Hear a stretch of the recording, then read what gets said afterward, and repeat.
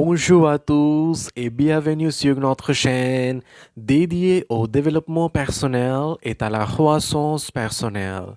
Aujourd'hui, nous plongerons dans le guide inestimable de l'investissement avec le légendaire Robert Kiyosaki. Son livre Guide pour investir offre des perspectives uniques sur la création de richesses à travers l'investissement. Restez avec nous pour découvrir les principaux enseignements de ce maître financier. Si vous êtes nouveau ici, n'oubliez pas de vous abonner et d'activer la cloche de notification pour ne manquer aucun de nos audios inspirants. C'est parti!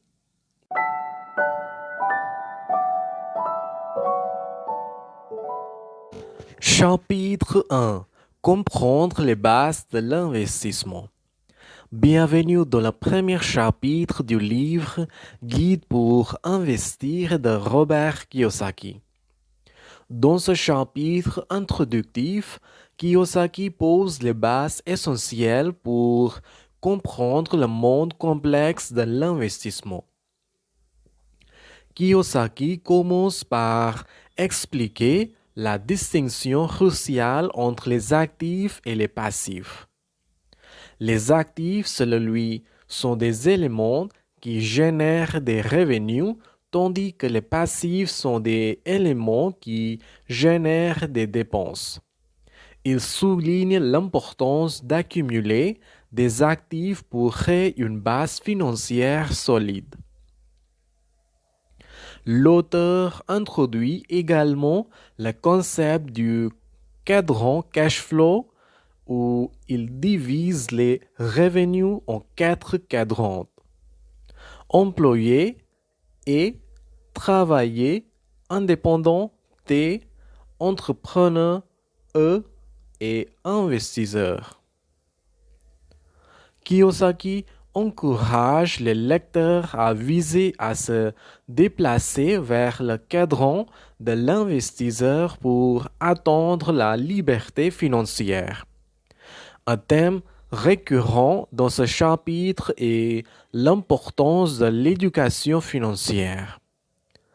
Kiyosaki soutient que comprendre les chiffres et les principes financiers est essentiel pour prendre des décisions d'investissement judicieuses. Il encourage les lecteurs à investir dans l'éducation financière autant que dans des actifs tangibles. Le chapitre met en lumière le pouvoir de l'effet de levier dans l'investissement. Kiyosaki explique comment utiliser judicieusement l'effet de levier pour multiplier les rendements, en particulier dans l'immobilier. Il offre des exemples concrets pour illustrer ces concepts. En conclusion, ce premier chapitre jette les bases fondamentales de l'investissement. Il expose les principes clés qui seront explorés en profondeur tout au long du livre. Kiyosaki encourage les lecteurs à embrasser une mentalité d'investisseur et à commencer à poser les bases de leur avenir financier. Chapitre 2. L'éducation financière continue. Ce chapitre se concentre sur l'importance de l'éducation financière continue dans le parcours d'investissement. Kiyosaki souligne que la clé du succès financier réside dans la capacité à apprendre constamment. Il encourage les lecteurs à ne pas considérer l'éducation comme quelque chose qui se termine à l'école, mais plutôt comme un processus continu dans la vie. L'auteur met en avant le besoin de comprendre les marchés financiers, les cycles économiques et les tendances. Il explique comment l'éducation financière permet aux investisseurs de prendre des décisions informées, de repérer des opportunités et d'anticiper les changements économiques. Kiyosaki explore également la notion de s'entourer de personnes intelligentes. Il encourage les lecteurs à s'associer avec des conseillers financiers compétentes et à apprendre des personnes qui ont réussi dans le domaine financier. Le chapitre insiste sur le fait que l'éducation financière ne se limite pas à la théorie, mais doit également inclure des expériences pratiques. Kiyosaki encourage les lecteurs à acquérir une expérience pratique dans l'investissement, que ce soit par le biais de petites transactions immobilières ou de placements boursiers. En conclusion, le chapitre 2 met en lumière l'idée que l'apprentissage constant est essentiel dans le monde de l'investissement. Il invite les lecteurs à cultiver une soif d'apprendre et à reconnaître que l'éducation financière continue est la clé pour prospérer sur le marché financier. Chapitre 3. L'importance de la gestion des risques. Ce chapitre se penche sur un aspect critique de l'investissement, la gestion des risques. Kiyosaki commence par souligner que tous les investissements comportent un certain niveau de risque. Cependant, il insiste sur le fait que le succès financier réside dans la gestion habile de ces risques. Il explique que la plupart des gens évitent les investissements en raison de la peur du risque, mais que la vraie compétence consiste à apprendre à le gérer. L'auteur introduit le concept de l'écart entre l'actif et le passif en relation avec la gestion des risques. Il explique comment un actif bien choisi peut générer des revenus qui contribuent à couvrir les risques associés à d'autres investissements. Kiyosaki aborde également la diversification, soulignant que répartir les investissements sur différents types d'actifs peut réduire le risque global. Cependant, il met en garde contre une diversification excessive qui peut diluer les rendements. Le chapitre explore la nécessité d'avoir un plan d'urgence financière. Kiyosaki suggère que chaque investisseur devrait avoir des réserves financières pour faire face à des périodes difficiles sans compromettre ses investissements à long terme. En conclusion, le chapitre 3 met en lumière l'importance cruciale de la gestion des risques dans le monde de l'investissement. Il encourage les lecteurs à aborder le risque avec discernement, à prendre des décisions éclairées et à élaborer des stratégies pour faire face à l'incertitude financière. Chapitre 4. Choisir ses investissements avec sagesse. Ce chapitre explore la sagesse nécessaire pour choisir judicieusement ses investissements. Kiyosaki souligne l'importance de connaître ses propres motivations et objectifs financiers avant de choisir des investissements. Il explique comment chaque personne a une approche unique envers l'argent et que les investissements devraient être alignés sur ses convictions individuelles. L'auteur met en avant le concept de l'investissement dans l'éducation.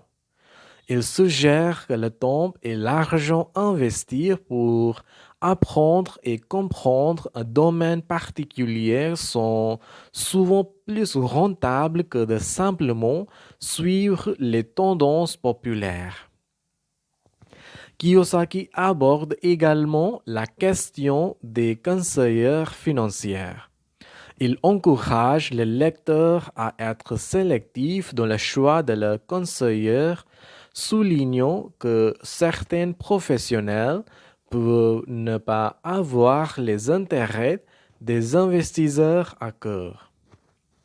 Le chapitre explore l'idée de prendre des risques calculés. Kiyosaki explique que l'évitement total du risque peut conduire à des opportunités manquées, mais que prendre des risques sans analyse préalable peut être dangereux. Il encourage les lecteurs à évaluer soigneusement les risques et les avantages de chaque investissement. En conclusion, le chapitre 4 met en lumière l'importance de la sagesse dans le choix des investissements. Il souligne que la prise de décision éclairée, basée sur une compréhension approfondie, est essentielle pour atteindre le succès financier à long terme. Chapitre 5. Les avantages de l'investissement immobilier. Ce chapitre se concentre sur les avantages de l'investissement immobilier et explore pourquoi cela peut être une stratégie puissante pour bâtir la richesse. Kiyosaki commence par expliquer que l'immobilier offre une opportunité unique d'utiliser l'effet de levier financier. Il souligne comment les investisseurs peuvent utiliser l'argent emprunté pour acheter des propriétés, ce qui peut augmenter le rendement sur l'investissement. L'auteur aborde la question de la trésorerie et du flux de trésorerie positif provenant des biens immobiliers.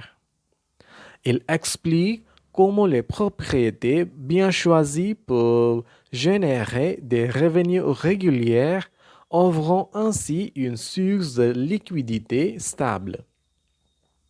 Kiyosaki met en avant la possibilité d'appréciation des biens immobiliers. Il souligne que historiquement, la valeur des propriétés a tendance à augmenter avec le temps, offrant aux investisseurs la possibilité de réaliser des gains en capital. Le chapitre explore également l'idée de la création de valeur par le biais de l'immobilier. Kiyosaki encourage les lecteurs à rechercher des opportunités d'ajouter de la valeur à des propriétés existantes, que ce soit par des rénovations ou des améliorations. En conclusion, le chapitre 5 met en lumière les nombreux avantages de l'investissement immobilier. Il encourage les lecteurs à considérer cette stratégie comme un moyen puissant de créer de la richesse à long terme. Chapitre 5. La puissance des investissements dans l'entrepreneuriat. Ce chapitre explore la puissance des investissements dans l'entrepreneuriat et comment cela peut être une avenue stratégique pour créer de la richesse. Kiyosaki commence par souligner que l'entrepreneuriat offre une liberté et un contrôle que d'autres formes d'investissement peuvent ne pas offrir. Il explique comment être son propre patron permet de prendre des décisions autonomes et de façonner son propre destin financier. L'auteur aborde la notion d'éducation entrepreneuriale. Kiyosaki encourage les lecteurs à acquérir des compétences entrepreneuriales, que ce soit par le biais de l'expérience pratique, de la formation ou de la collaboration avec d'autres entrepreneurs. Le chapitre explore également l'idée de la création de multiples sources de revenus par le biais de l'entrepreneuriat. Kiyosaki souligne que la diversification des activités entrepreneuriales peut offrir une stabilité financière et une protection contre les risques. Kiyosaki met en avant l'importance de la gestion du temps et de la liberté de choix offerte par l'entrepreneuriat. Il explique comment la possibilité de définir son propre emploi du temps peut contribuer à une meilleure qualité de vie. En conclusion, le chapitre 6 met en lumière la puissance des investissements dans l'entrepreneuriat. Il encourage les lecteurs à considérer cette voie comme un moyen dynamique de créer de la richesse et d'atteindre l'indépendance financière. Et voilà un aperçu détaillé du livre Guide pour investir de Robert Kiyosaki. Si vous avez trouvé ces informations utiles, n'hésitez pas à partager cet audio avec vos amis et à laisser un commentaire ci-dessous.